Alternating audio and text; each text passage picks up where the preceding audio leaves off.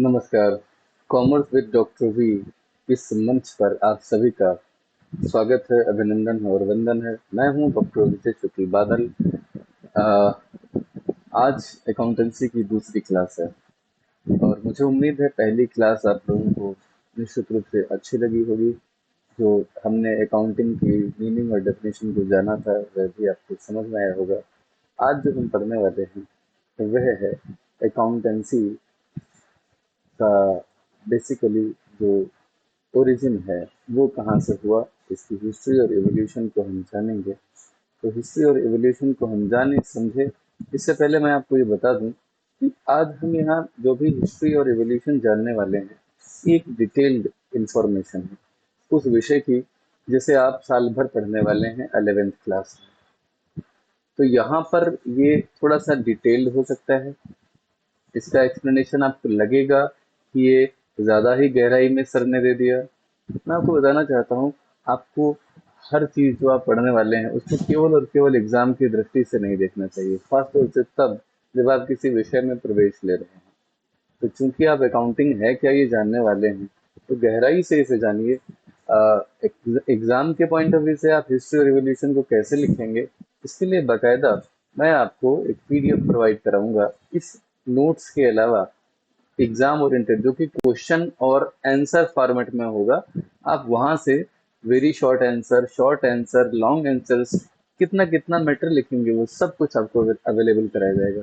यहाँ आपको focus exam नहीं होना चाहिए, चीजों को समझना होना चाहिए। ठीक है, तो आइए सबसे पहले शुरुआत करते हैं कि अकाउंटिंग का ओरिजिन क्या है, ओरिजिनेट कहाँ से हुआ।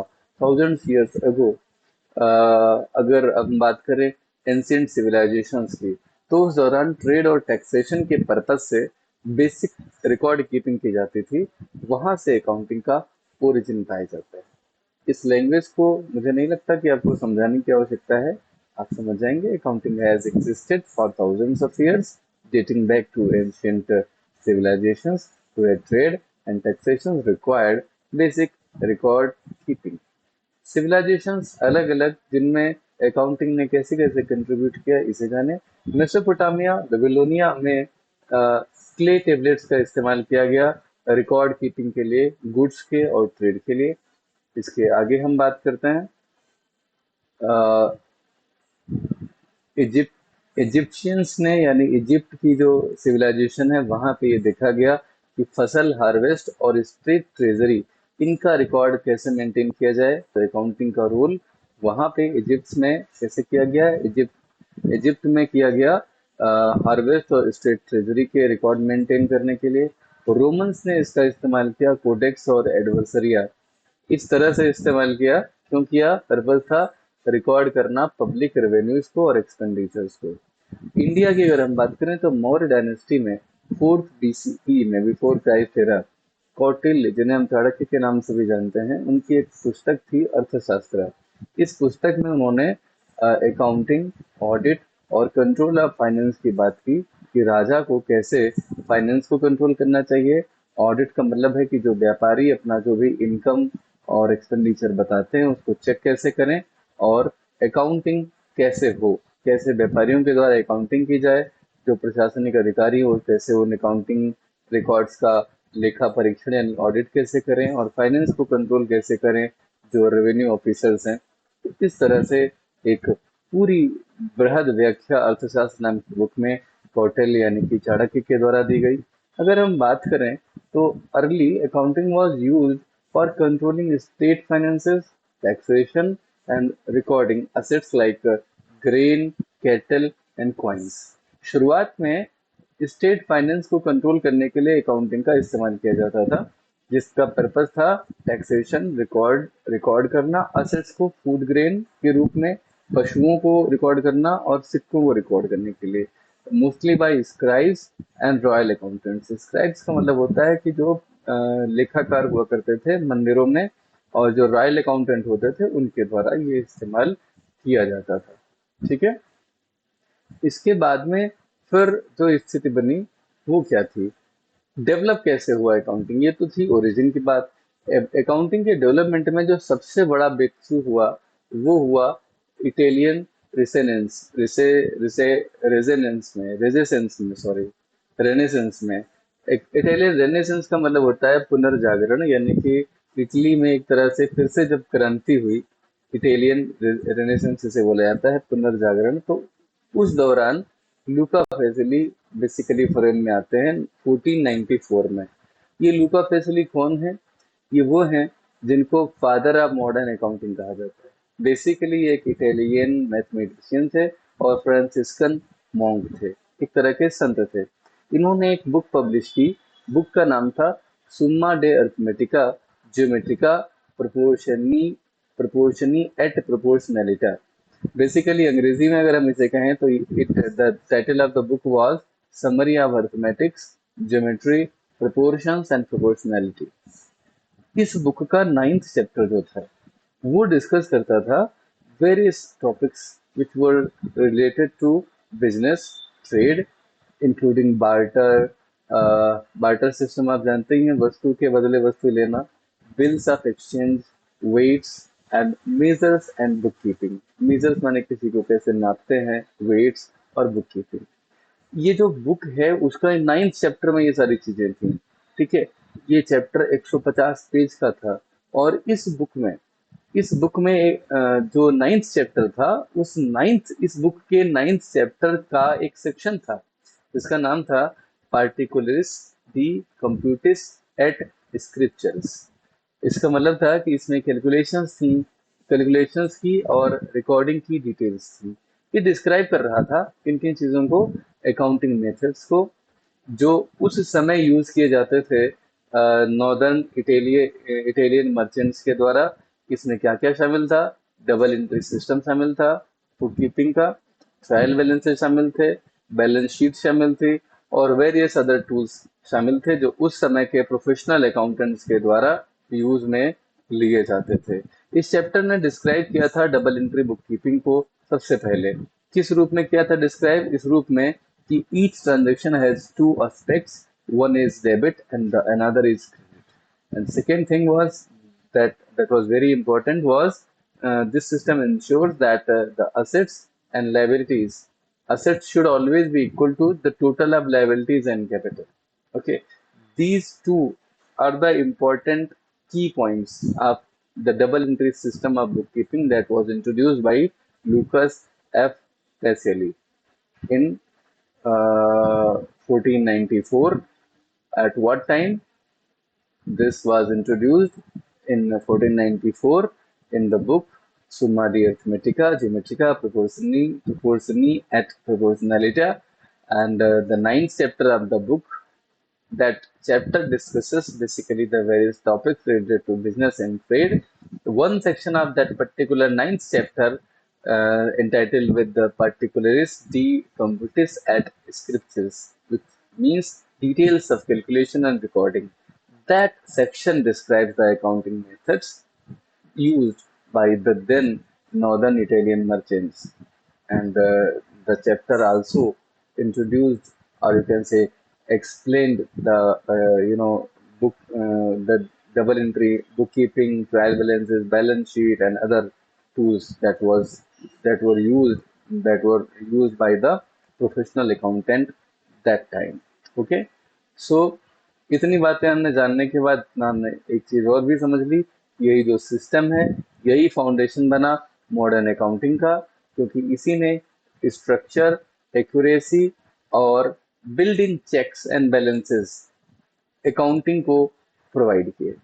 बाद में जब आपने देखा कि डेवलपमेंटल जो फेज थी, पहला तो ओरिजिन आपने पढ़ा, दूसरा आपने डेवलपमेंट पढ़ा जिसमें लुकस एफ पेसियोली का योगदान पढ़ा। अब जो अकाउंटिंग था, इंट्रोडक्शन तो हो गया लुकस एफ पेसियोली के द्वारा, तो इसका स्प्रेड और इसका फॉर्मलाइजेशन यानी कि अकाउंटिंग को औपचारिक रूप कैसे मिला, तो ये मिला 16th और 19th सेंचुरी में। हुआ क्या था कि जो डच थे और जो ब्रिटिश थे, ये जैसे जैसे अपनी कॉलोनीज बना रहे थे, ये जहाँ जहाँ जा रहे थे यूरोप में, और इनकी जो कॉलोनीज थी वहाँ पे इनकी जो अकाउंटिंग प्रैक्टिसेस थी उसमें डचेस और ब्रिटिशर्स, इन्होंने अकाउंटिंग की जो डबल एंट्री सिस्टम थी लुकस स्पेशली के द्वारा उसको इंट्रोड्यूस किया। जो मर्चेंट गिल्ड्स थे, यानी कि जो मर्चेंट्स के जो ऑर्गेनाइजेशन थे, ज्वाइंट स्टॉक कंपनीज थी, उनको सिस्टमेटिक रिकॉर्ड की जरूरत थी। इंडस्ट्रियल रिवॉल्यूशन का वो दौर था 18th और 19th सेंचुरी का, जिसमें बहुत तेजी से बिजनेस में ग्रोथ हो रही थी, जस्ट लाइक एन एक्सप्लोजन। तो उसकी वजह से क्या हुआ, एक्यूरेट कॉस्ट रिकॉर्ड्स की आवश्यकता बढ़ गई। इन्वेंट्री ट्रैकिंग, यानी कि हमारे पास कितना स्टॉक है, कितना बचा है, कब हमें क्या ऑर्डर करना है, कितने पर खरीदा था, ताकि हम ये जान सकें कि उसे हम अ, कितने पर बेच सकते हैं। और ये भी जानना, प्रॉफिट एनालिसिस, अर्थात हमने एक अकाउंटिंग ईयर, जो हमने एक समय ले लिया, अकाउंटिंग ईयर जिसे कहा जाता है, उस अकाउंटिंग ईयर में साल भर हमने जो भी मेहनत की बिजनेस को आगे बढ़ाने के लिए, उसमें हमारा प्रॉफिट हुआ या लॉस हुआ, प्रॉफिट हुआ या लॉस हुआ, तो उसकी एग्जैक्ट अमाउंट कितनी थी, ये सारी बातें जानने के लिए भी हमें क्या चाहिए था, हमें अकाउंटिंग की जरूरत थी। इसी वजह से अकाउंटिंग जो है वो यहाँ पे धीरे धीरे एक फॉर्मल रूप में आती चली गई। East India Company, it has used detail accounting to manage resources across continents. अलग अलग महाद्वीपों में जहां जहां इनकी कॉलोनीज थी, वहां वहां जा जा करके इन्होंने अकाउंटिंग को इस्तेमाल किया, ताकि अपने रिसोर्सेज को अच्छे से मैनेज कर पाते। ठीक है। फिर इसके बाद में अकाउंटिंग धीरे धीरे एक प्रोफेशन के तौर पे इमर्ज कर रहा था। ये कैसे हुआ? एक्चुअली 19th सेंचुरी के मिडिल में क्या हुआ कि कुछ अकाउंटिंग बॉडीज बनाई गई कंट्री लेवल पे। सबसे पहले 1880 में इंग्लैंड में ICAEW, जिसको हम Institute of Chartered Accountants in England and Wales के नाम से जानते हैं, ये मर्ज किया गया। 5 बेसिकली ऑर्गेनाइजेशन थे उस समय के, उसमें से मेन अगर हम बात करें तो अकाउंटिंग एसोसिएशंस के तौर पे जो थे वो थे incorporated society of Liverpool accountants and the the institute of accountants in London. इन दोनों को मिला दिया। इसके अलावा 3 और भी ऑर्गेनाइजेशन थे, जिनको मिला करके 5 एग्जिस्टिंग अकाउंटिंग एसोसिएशन थे, जिनको मिला करके बनाया गया Institute of Chartered Accountants in England and Wales. Bharat की अगर हम बात करें तो 1949 में Institute of Chartered Accountants of India, जिसको हम ICI के नाम से जानते हैं, इसको जुलाई 1 1949 को स्थापित किया गया। इसका जो एम था वो था to regulate and promote the profession of chartered accountancy in the country. ये ऑपरेट करता है under the supervision of Ministry of Corporate Affairs, जो कि गवर्नमेंट ऑफ इंडिया का एक मिनिस्ट्री है, एक मंत्रालय है। और ये लीड करता है ग्लोबल अकाउंटिंग, ये एक लीडिंग ग्लोबल अकाउंटिंग बॉडी है। ग्लोबल अकाउंटिंग बॉडी इसलिए क्योंकि इसके द्वारा जो अकाउंटिंग स्टैंडर्ड्स जारी किए जाते हैं, उन्हें अक्रॉस द नेशंस एक्सेप्ट किया जाता है।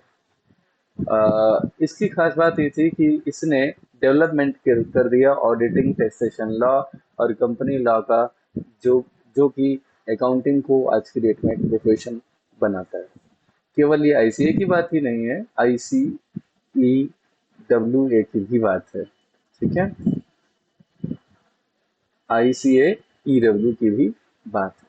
ठीक है, अब हम आगे बढ़ते हैं कि ये है क्या। बेसिकली ये प्रोफेशन के तौर पे जो आया, ये है क्या। इस चीज को हम कंक्लूड अगर कर दें तो कॉम्प्लेक्स बिजनेस है आज के समय में, है ना। जैसे जैसे बिजनेस सिंपल नहीं रहा, बड़ा होता चला गया with the you know development of joint start companies, तो ट्रेन प्रोफेशनल्स की जरूरत थी, जो कि इंश्योर कर सकें fairness, compliance and transparency. Fairness का मतलब होता है कि कुछ भी मल प्रैक्टिस ना की जाए, सही का गलत ना दिखाया जाए, है ना। इसको मल प्रैक्टिस बोलते हैं बिजनेस में।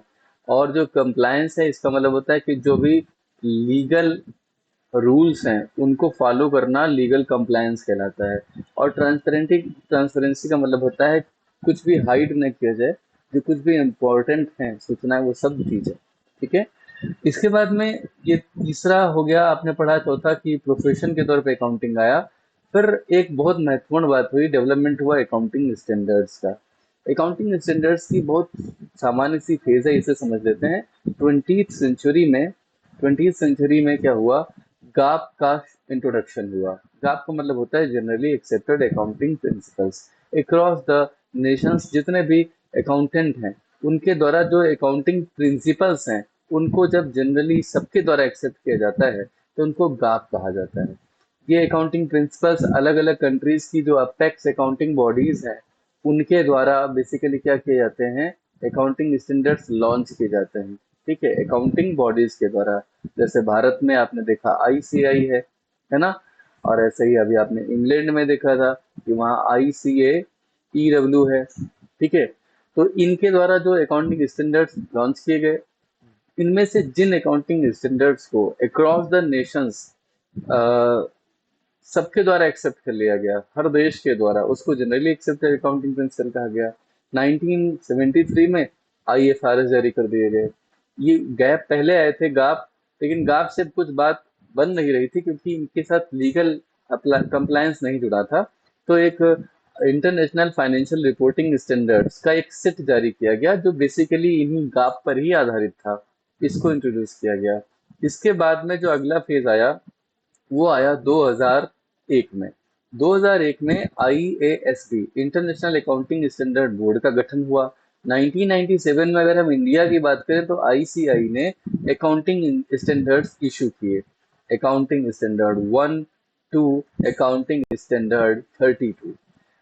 2016 में इंडिया शिफ्ट हो गया इंड एएस यानी अकाउंटिंग स्टैंडर्ड्स, जिसको आईएफआरएस से के अलाइनमेंट में रखा गया। यानी आईएफआरएस जिस तरह से इंट्रोड्यूस किए गए थे, वो जो बातें कहते थे उन सभी बातों को लेते हुए अकाउंटिंग स्टैंडर्ड्स को एडजस्ट किया गया कि कहीं कोई ऐसा इंडियन अकाउंटिंग स्टैंडर्ड ना रहे जो आईएफआरएस के अगेंस्ट कोई बात करता हो। ये काम 2016 में हुआ। इसकी जरूरत क्यों है, किसकी, अकाउंटिंग स्टैंडर्ड्स की जरूरत क्या है? तो अकाउंटिंग स्टैंडर्ड्स की जो जरूरत है वो है globalisation. With globalisation companies and investors operate across countries. पूरी दुनिया में जब ग्लोबलाइजेशन बढ़ा तो कंपनियां और जो इन्वेस्टर्स हैं वो अलग अलग देशों में काम करते हैं। स्टैंडर्डाइजेशन जो है, इसकी जरूरत क्यों है? स्टैंडर्डाइजेशन का मतलब होता है application of accounting standards while keeping accounting records. तो इससे क्या होता है कि जो हमारी फाइनेंशियल रिपोर्ट्स अकाउंटिंग से बन के आती हैं उनमें कंपेरेबिलिटी रहती है और रिलायबिलिटी रहती है। हम कंपैरिजन कर पाते हैं तमाम डिसीजन मेकिंग के लिए, और जब ये सूचनाएं रिलायबल भरोसेमंद होंगी तो ही ये हो सकेगा। आज के समय में जो मॉडर्न अकाउंटिंग है, इसकी खास बात क्या है? Modern accounting from books, it has moved on from books two bytes. अब बुक का मतलब होता है कि किताबों में अकाउंटिंग लिखा रखना, बाइट का मतलब होता है कंप्यूटर पे अकाउंटिंग हिसाब किताब रखना। अब ये जो बाइट है ये क्या होता है? आपने सुना ही होगा, किलो बाइट, मेगाबाइट और गीगाबाइट। कंप्यूटर में जब भी आप कोई फाइल सेव करते हैं तो इन्हीं जो है किसी न किसी एक यूनिट में स्टोर की जा सकती है, ठीक है। तो जब कंप्यूटर पे अकाउंटिंग की जाती है उसी का सिंबॉलिक एक बात यहाँ पर रखा गया, एक स्लोगन रखा गया, फ्रॉम बुक्स टू बाइट। सबसे पहले शुरुआत तो बुक से ही हुई थी अकाउंटिंग की। आज के दौर पे कंप्यूटर पे अकाउंटिंग होने लगी। तो इसमें क्या फेजेस आए? 1980s में सबसे पहले कंप्यूटर की शुरुआत हुई और उसी के साथ साथ अकाउंटिंग सॉफ्टवेयर्स बाद में टैली, क्विक बुक्स और सैप के रूप में आते चले गए। 2020 में बड़ा चेंज हुआ क्लाउड अकाउंटिंग से। क्लाउड अकाउंटिंग क्या है कि जो कुछ भी अकाउंटिंग मैं अपने कंप्यूटर पे करूंगा वो मेरे कंप्यूटर की हार्ड डिस्क में ही सेव नहीं होगा, वो एक क्लाउड स्टोरेज में सेव होगा। क्लाउड स्टोरेज का मतलब होता है इंटरनेट सर्वर पे जो मेमोरी होती है। इसका एग्जाम्पल मैं दे सकता हूँ। आपका जैसे जीमेल है, क्या है? जीमेल। तो आपको पता होगा कि हर जीमेल अकाउंट पे 15 GB की मेमोरी का डेटा आप सेव कर सकते हो। कहाँ? गूगल ड्राइव के जरिए कर सकते हो, है ना, गूगल ड्राइव में कर सकते हो, या फोटोज के लिए एक ऐप होता है इनका, फोटोज, वहां पे कर सकते हो। अल्टीमेटली ये 15 GB की मेमोरी का इस्तेमाल आप गूगल ड्राइव में करिए या फोटोज में करिए, जहां भी करना चाहें कर सकते हैं। तो ये क्लाउड स्टोरेज है, जहाँ पे अगर आपका फोन गिर जाए तो भी ईमेल आईडी और पासवर्ड डाल करके आप अपने फोटोज को, अपनी फाइल्स को एक्सेस कर सकते हैं। ऐसे ही जब मैं अपने इस लैपटॉप पे अगर अकाउंटिंग करता हूँ तो जैसे ही मैं अपने लैपटॉप पे एंट्री करूंगा तो ये इंटरनेट पर सेव हो जाएगी, और इसे ना तो जो है क्या बोलते हैं कि इस बात का कोई डर है कि ये कंप्यूटर अगर टूट जाए, इसकी हार्ड डिस्क अगर किसी तरह से करप्ट हो जाए तो मेरा डेटा कहीं खो जाएगा। एआई इनबिल्ट ऑडिट आ चुका है। एआई इनबिल्ट ऑडिट क्या है कि पहले जो मैन मेड ऑडिटिंग होती थी उसमें बहुत समय लगता था। एआई इनबिल्ट ऑडिट बहुत ही फास्टर है। और रियल टाइम रिपोर्टिंग एक और लक्षण है इसका। रियल टाइम रिपोर्टिंग क्या है कि मैं जैसे ही अपने इस लैपटॉप पर एंट्री करूंगा तो मेरी जितने भी बिजनेस की ब्रांचेस हैं उन सभी ब्रांचेस पे ये डेटा अपडेट हो जाएगा। इसको रियल टाइम रिपोर्टिंग बोलते हैं। डिजिटल इंडिया मूवमेंट है, जहाँ पे जीएसटी, इनकम टैक्स के सारे के सारे रिटर्न ऑनलाइन फाइल किए जाते हैं। तो उसके साथ जो है हम जब मॉडर्न अकाउंटिंग में कंप्यूटर पे आ चुके हैं, तभी हम उसके साथ साथ चल सकेंगे। ठीक है। इसके अलावा real time invoice matching, compliance portals, ये सब इसी का हिस्सा है। रियल टाइम इनवॉइस मैचिंग का मतलब होता है कि मैं जैसे ही किसी मॉल में जाता हूँ, तो वहां जाते ही क्या होता है, अल्टीमेटली मैं जो भी खरीदता हूँ तो मुझे एक कंप्यूटराइज्ड बिल मिलता है। जो बिल मिलता है वो कैसा होता है, कंप्यूटराइज। अब ये जो कंप्यूटराइज्ड बिल होता है, ये जैसे ही कंप्यूटर पे मैं बिल काट के दूंगा, वैसे ही मेमोरेंडम बुक बनाने की जरूरत नहीं, वो उसमें आ गया। बस उसके लिए हमें केवल और केवल डेबिट और क्रेडिट के वाउचर्स बस खाली बनाने हैं और एंट्री पास करनी है जनरल में।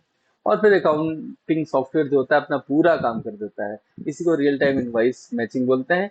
कंप्लायंस पोर्टल मैंने भी बताया ही कि इनकम टैक्स भरना हो या जीएसटी भरना हो, उसी में अकाउंटिंग सॉफ्टवेयर पूरी तरह से इस लीगल कंप्लायंस को फुलफिल कर देते हैं।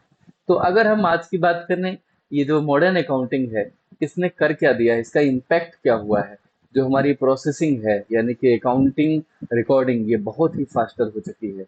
एरर्स फ्यूअर होके रह गई हैं, बहुत कम से कम रह गई हैं। ऐसा नहीं कि एरर्स होती नहीं है, लेकिन they are very few. Greater data security, data security है। अब फाइल के करप्ट होने की कोई संभावना नहीं है। मोबाइल या कंप्यूटर, लैपटॉप, अगर आग भी लग जाए, टूट फूट जाए, भूकंप भी आ जाए, तो भी ये डेटा पूरी तरह से सुरक्षित रहता है। इंटीग्रेशन हो गया है दूसरे बिजनेस सिस्टम्स के साथ। तो फाइनली अगर हम इस चीज को इंटरप्रेट करें या कंक्लूड करें, accounting evolved from primitive record keeping, यानी प्राचीन काल की जो रिकॉर्ड कीपिंग स्वरूप था, तो वहां से अकाउंटिंग इवॉल्व हुई है क्रिटिकल बिजनेस लैंग्वेज के रूप में। इट मीन्स कि accounting today has become the business, the language of business. आप व्यापार की भाषा के रूप में इसे अब जानते हैं, लेकिन शुरुआत इसकी प्राचीन काल में केवल और केवल रिकॉर्ड कीपिंग के तौर पर हुई थी। शुरुआत हुई थी टेम्पल्स से या किंगडम्स के द्वारा। आज ये ग्लोबल कॉरपोरेशंस तक पहुंच चुका है। ठीक है। इसने बेसिकली ये बताया है कि how wealth is created, shared, taxed and preserve. कैसे वेल्थ क्रिएट की जाती है, कैसे आपस में शेयर की जाती है, यानी कि वेल्थ जो होती है उसके लाभ सबको दिए जाते हैं, कैसे इस पर टैक्स लगाई जाती है, और कैसे वेल्थ को प्रिजर्व करके रखा जाता है, मेंटेन कैसे किया जाता है। Today accounting is not just accounting compliance. केवल और केवल अकाउंटिंग जो है वो लीगल कंप्लायंस नहीं है, यानी कि केवल कानून को मानना नहीं है। It is about decision making और risk management and strategic growth. देखिए, लीगल कंप्लायंस क्या होता है। जैसे हम जब बाइक राइडिंग करते हैं, तो बाइक राइडिंग के दौरान हम क्या करते हैं, वी वियर हेलमेट्स। अब ये जो हेलमेट होते हैं, ये हम क्यों पहनते हैं? ज्यादातर यही नियम होता है कि कहीं कोई ट्रैफिक सिग्नल होगा, और वहां पे अगर कोई ट्रैफिक इंस्पेक्टर बैठा मिल गया, अगर हमने नहीं पहन रखा हुआ, तो वो जो ट्रैफिक इंस्पेक्टर होगा, वो कहीं हमारा चालान ना कर दे। ये जो ट्रैफिक इंस्पेक्टर होता है, इसके डर से हम पहनते हैं हेलमेट। ये लीगल कंप्लायंस है। लेकिन क्या हेलमेट केवल इसीलिए होता है? नहीं। हेलमेट का पर्पस होता है हमारी पर्सनली, जो हमारी पर्सनल जो सेफ्टी है, वो इसका पर्पस होता है कि नहीं होता है? तो अगर हम हेलमेट पहनेंगे तो हम खुद और हमारे परिजन जो होंगे वो सेफ रहेंगे। सिमिलरली, केवल लीगल कानूनी पर्पस ही नहीं है अकाउंटिंग का, इसका पर्पस है डिसीजन मेकिंग का। Owner, managers and investors, they can take several important decisions on the basis of accounting information. Risk management is also done on the basis of accounting information, and strategic growth भी इसी से possible होती है। तो accounting is very important. जो इसका purpose है, वो ये पर्पज आपने पढ़ लिया है। इसी पर्पज, इसी ऑब्जेक्टिव को हम पढ़ेंगे अगली क्लास में। आज की क्लास आपने पढ़ी, कैसी लगी?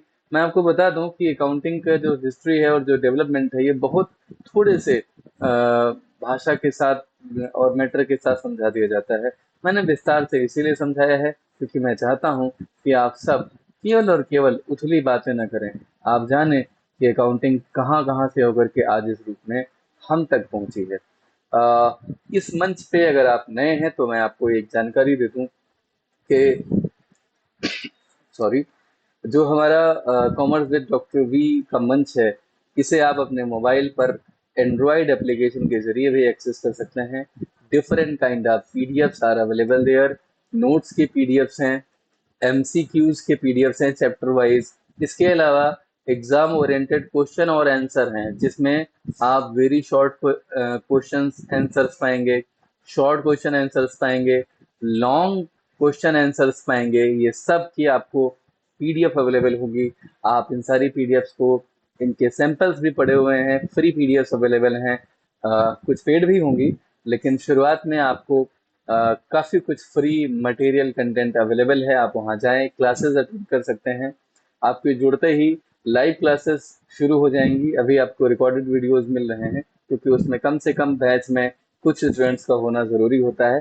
क्लास प्लस है, एक ऐप है, एक सेटअप है, जिसके माध्यम से ये क्लासेस आपको मिलेंगी। आप चाहें तो उसे भी सर्च कर सकते हैं गूगल पे। क्लास प्लस की जो वेबसाइट है हमारी, ये क्लास ऐप के द्वारा मेंटेन्ड है, कॉमर्स विद डॉक्टर वी की वेबसाइट। वहाँ पर भी आप हमारे बारे में सारी डिटेल्स प्राप्त कर सकते हैं। हमारा एक यूट्यूब चैनल भी है, जिसका नाम यही है, कॉमर्स विद डॉक्टर वी। ये सर्च करके भी आप प्राप्त कर सकते हैं, और इन लिंक पर क्लिक करके या सॉरी लिंक पर क्लिक करके या क्यूआर कोड को स्कैन करके भी आप हमारे ऐप को डाउनलोड कर सकते हैं।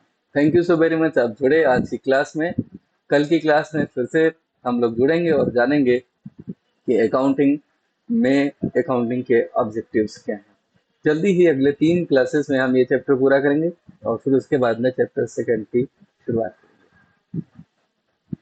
आप सभी का बहुत बहुत धन्यवाद। आपको